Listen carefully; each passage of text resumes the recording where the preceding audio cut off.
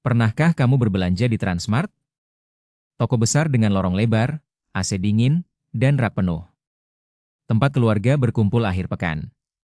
Sekarang, banyak yang sudah tutup. Pintu terkunci. Lampu padam.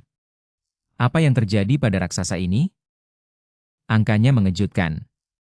Utang mencapai triliunan rupiah. Ratusan toko ditutup massal sejak 2023. Ribuan karyawan terancam PHK sebelum akhir 2024.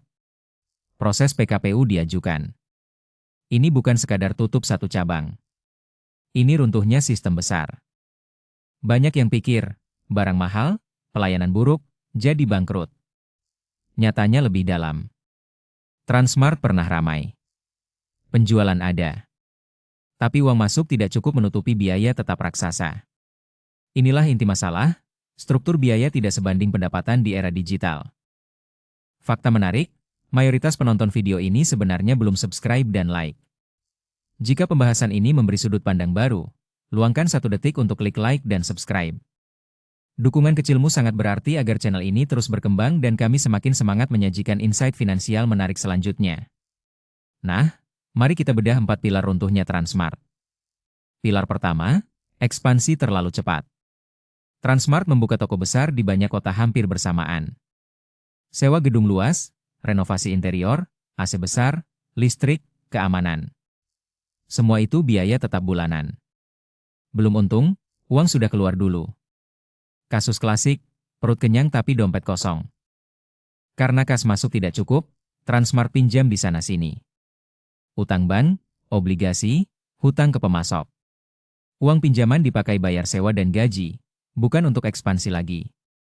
Ini bola salju. Bunga utang makin besar. Arus kas masuk terus dikejar tagihan. Akhirnya tidak bisa bayar. PKPU jadi jalan terakhir. Pilar kedua, kita berubah. Dulu belanja bulanan di hypermarket itu acara keluarga. Sekarang, belanja di HP sambil nonton TV. Shopee, Tokopedia, aplikasi minimarket. Barang datang ke pintu rumah. Gratis ongkir. Poin bisa ditukar. Kenapa repot ke toko besar, macet, antri kasir, bawa tas berat? Hypermarket jadi kehilangan fungsi utamanya. Bukan tempat belanja rutin lagi. Cuma tempat rekreasi, sesekali. Frekuensi kunjungan turun drastis. Transaksi per pelanggan mengecil. Toko besar butuh volume raksasa untuk hidup. Volume itu hilang ke layar HP dan toko dekat rumah. Indomaret dan Alfamart punya jaringan puluhan ribu toko. Mereka sudah di depan mata pelanggan sebelum pelanggan beranjak ke hypermarket. Kecepatan restock dan kerapatan lokasi jadi senjata utama. Transmart tidak bisa mengejar kecepatan itu dengan format toko besar. Minimarket hanya stok barang laris dan marin tinggi. Ruang penyimpanan minimal. Uang berputar cepat. Hypermarket harus stok ribuan SKU termasuk barang lambat laku. Modal terikat di rak gondola. Beban inventori jadi beban besar bagi arus kas. Grossmart, Superindo, dan sejenisnya menembak pasar rumah tangga dan UMKM. Harga dekat grosir tapi belanja eceran. Lokasi lebih dekat dari hypermarket. Pelanggan yang dulu beli borong di Transmart, sekarang pindah ke sini. Basis pelanggan B2B dan keluarga tergerus. Transmart terjepit di tengah. Bukan minimarket, jadi tidak dekat. Bukan grosir, jadi tidak termurah. Bukan e-commerce, jadi tidak praktis. Identitas, hypermarket keluarga, jadi ambigu. Pelanggan tidak punya alasan kuat untuk memilih Transmart di antara ketiga opsi tersebut. Kini masuk ke pilar keempat, kesalahan manajemen. Badai industri sudah terlihat sejak tahun 2019. Tapi respons Transmart terlambat. Investasi omnichannel dan aplikasi belanja sendiri baru geger di saat darurat. Seharusnya dibangun saat kas masih aman, bukan saat api sudah menyala. Karena prediksi penjualan meleset, barang impor dan non-makanan menumpuk di gudang. Paksa dijual di zon besar-besaran. Marin tipis jadi minus. Arus kas masuk tidak cukup bayar supplier. Hutang dagang membengkak. Siklus buruk, beli barang tidak laku, diskon, rugi, sulit beli barang baru.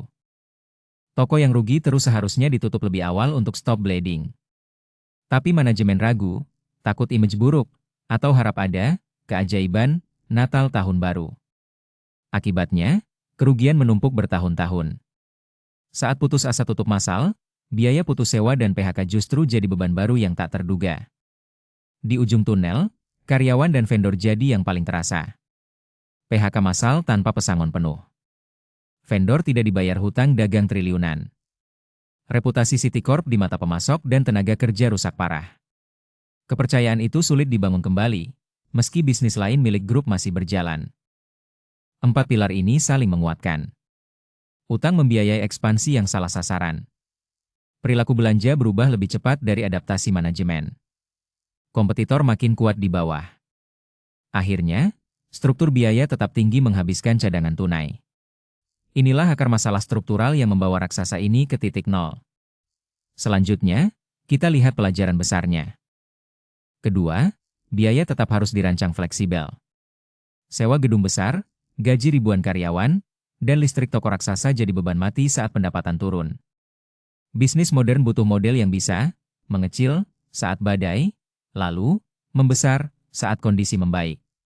Transmart terjebak di format kaku. Ketiga, kecepatan adaptasi lebih menentukan nasib daripada ukuran aset. Transmart punya aset besar, tapi lambat bergerak ke omnichannel.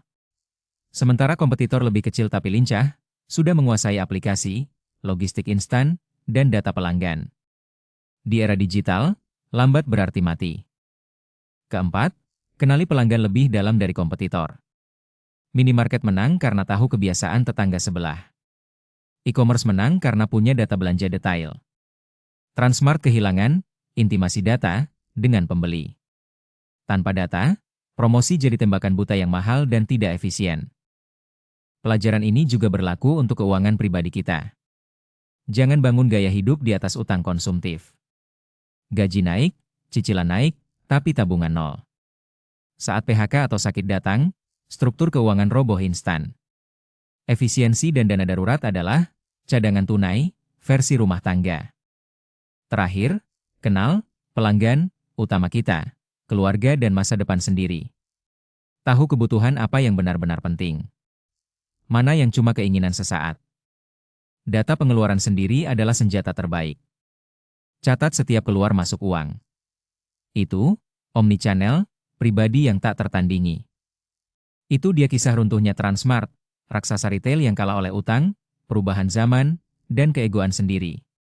Semoga analisis ini memberi peta pikiran baru soal ketahanan finansial, baik bisnis maupun pribadi. Kalau video ini bermanfaat, like dan subscribe. Kita jumpa di analisis menarik lainnya. Kita sudah melihat gambaran besarnya. Sekarang, mari kita bedah satu persatu tulang punggung kegagalan ini. Kita mulai dari fondasi paling rapuh, beban utang dan ekspansi yang tidak terkendali. Angka utang Transmart mencapai puluhan triliun rupiah. Bukan sekadar pinjaman bank, tapi juga utang ke pemasok dan obligasi. Bayangkan beban bunga bulanan yang harus dibayar sebelum toko sempat menjual satu barang pun. Marin untung retail tipis, sekitar digit tunggal hingga rendah belas persen. Sementara bunga pinjaman bisa 2 digit. Setiap barang terjual, untungnya langsung dipotong bayar bunga. Kasir kerja untuk bank, bukan untuk perusahaan. Strategi dulu, buka toko sebanyak-banyaknya untuk menguasai peta. Sewa tanah, bangun gedung, renovasi interior. Semua butuh uang besar di muka. Toko baru butuh waktu bertahun-tahun untuk balik modal. Kasih keluar terus, masuk belum tentu pasti. Misalnya, sewa dan gaji toko besar butuh 500 juta per bulan. Penjualan naik turun musiman. Bulan sepi, kas minus. Bulan ramai, untung cuma cukup tutup lubang. Simulasi sederhana, beban tetap tinggi pendapatan tidak pasti resiko mati tinggi. Kalau tutup toko rugi, kenapa tidak ditutup saja? Karena tutup toko besar bayar denda sewa, PHK massal, hapus aset, dan biaya logistik mundur. Kadang biaya tutup lebih besar dari rugi operasi setahun. Jadi terpaksa dibiarkan, menyala, sambil menunggu keajaiban. Pelajaran untuk kita, jangan biarkan biaya tetap, sewa, cicilan, langganan, melebihi 50 hingga 60% penghasilan. Kalau pendapatan turun sedikit, kita langsung tenggelam. Transmart versi raksasa, kita versi rumah tangga. Logikanya sama. Dulu, ke hypermarket itu, acara, mingguan. Sekarang, belanja bulanan di e-commerce, belanja harian di minimarket di bawah rumah. Hypermarket kehilangan frekuensi kunjungan. Tanpa kaki pengunjung, toko besar jadi liabilitas, bukan aset. Shopee dan Tokopedia tidak hanya menjual barang murah. Mereka menjual kenyamanan, belanja di sofa, dibawa ke pintu rumah, bayar nanti. Hypermarket butuh usaha fisik, naik motor, parkir, jalan-jalan, antre kasir. Waktu jadi biaya tersembunyi. Indomaret dan Alfamart menang di frekuensi. Jarak ratusan meter dari rumah, buka 24 jam, stok pas untuk kebutuhan harian. Orang tidak perlu naik mobil beli sabun atau mie instan. Hypermarket kehilangan trafik pengisi, yang dulu beli barang besar sambil beli kebutuhan kecil. Ini inti masalah finansial, hypermarket punya biaya tetap raksasa. Sewa lantai luas, listrik AC besar, gaji ratusan karyawan per toko, perawatan eskalator dan parkiran. Biaya ini harus dibayar setiap bulan meski toko sepi. Revenue turun, biaya tetap. Marin tipis retail tidak bisa menutupi beban ini lama-lama. Karena ekspansi dulu, Transmart beli stok besar via kredit supplier. Tapi barang tidak laku secepat target. Gudang penuh barang lama, uang terkunci di inventory. Supplier mulai menagih, tapi kas tidak masuk. Siklus, beli kredit, jual lambat, bayar telat, mematahkan aliran kas. Ini kematian bisnis retail. Akibatnya, ribuan karyawan PHK. Dari kasir, security, admin gudang, hingga manajer toko. Banyak yang sudah bertahun-tahun kerja, jadi tulang punggung keluarga. PHK massal ini bukan angka di laporan keuangan, tapi nyawa nyata. Citicorp punya kewajiban moral hukum, pesangon, hak lain. Itu butuh uang besar di saat kas paling kering. Jadi, Transmart tidak jatuh karena barang mahal. Jatuh karena model bisnis, toko besar fisik, tidak lagi efisien di era digital. Utang membiayai ekspansi ke lokasi yang salah, di waktu yang salah, dengan biaya tetap yang membunuh. Selanjutnya, kita ambil hikmahnya untuk bisnis kecil dan keuangan pribadi kita. Pertama, skala usaha tanpa efisiensi justru jadi beban. Jangan tergiur membuka cabang banyak kalau sistem operasionalnya masih kacau. Biaya tetap sewa, listrik, gaji akan memakan modal sebelum untung datang. Perkecil dulu kerugian, baru perbesar skala. Kedua, utang harus membiayai aset yang menghasilkan uang, bukan beban. Transmart pinjam triliunan untuk sewa tanah sebangun gedung besar. Itu aset yang nilai turun biaya tetap tinggi. Kalau pinjam, pastikan hasil pinjaman lebih besar dari bunga cicilannya. Ketiga, adaptasi cepat atau mati lambat. Transmart terlambat bangun aplikasi, terlambat kerja sama e-commerce, terlambat ubah format toko. Di bisnis kecil, kalau pelanggan pindah ke online, kita harus ikut. Jangan bersikukuh dengan cara lama yang sudah tidak laku lagi. Keempat, kenali kompetitor nyata. Transmart pikir lawannya hypermarket lain. Nyatanya lawannya minimarket di depan rumah seaplikasi di tangan. Di keuangan pribadi, musuh bukan tetangga yang beli mobil baru, tapi inflasi, gaya hidup naik, darurat tanpa dana cadangan. Kelima, arus kas adalah darah hidup. Transmart punya aset triliunan tapi macet di properti stok. Untung di kertas tidak bayar cicilan bank. Kita juga, gaji besar tapi tabungan nol, aset rumah tapi susah makan.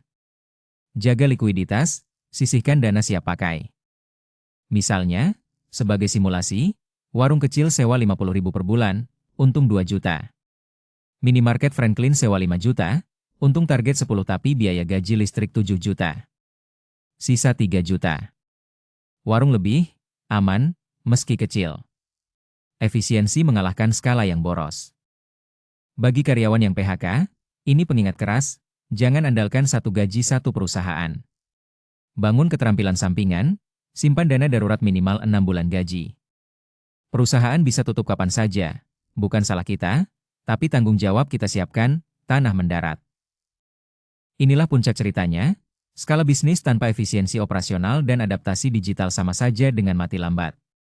Transmart membuktikan, Besarnya nama dan jumlah toko tidak menjamin kelangsungan jika arsitektur biaya dan utangnya rapuh. Pertama, utang harus dibayar dari keuntungan nyata, bukan dari harapan ekspansi mendatang. Pinjam untuk beli aset yang menghasilkan arus kas, bukan untuk bayar sewa toko yang rugi tiap bulan. Ini hukum dasar keuangan yang dilanggar Transmart. Kedua, jangan jadi gajah di ladang yang sudah berubah jadi hutan beton digital. Kalau pelanggan sudah belanja di HP dan beli kebutuhan di minimarket sebelah rumah, memaksa mereka datang ke toko besar itu sia-sia. Adaptasi bukan pilihan, tapi syarat hidup. Keempat, ego format bisnis bisa jadi bumerang. Berpikir, kami hypermarket, kami beda, kami tidak butuh e-commerce serius, itu kesombongan fatal. Pelanggan tidak peduli formatmu, mereka peduli kemudahan, harga, dan kecepatan. Siapa cepat dia dapat. Sekarang tanya pada diri sendiri, apakah keuangan rumah tangga kita mirip Transmart? Punya, toko besar, gaya hidup yang mahal biaya operasionalnya. Tapi, omset, gaji tidak naik? Punya, utang ekspansi, cicilan motor mobil HP yang makan pendapatan? Kalau iya, waktunya, tutup cabang, yang rugi.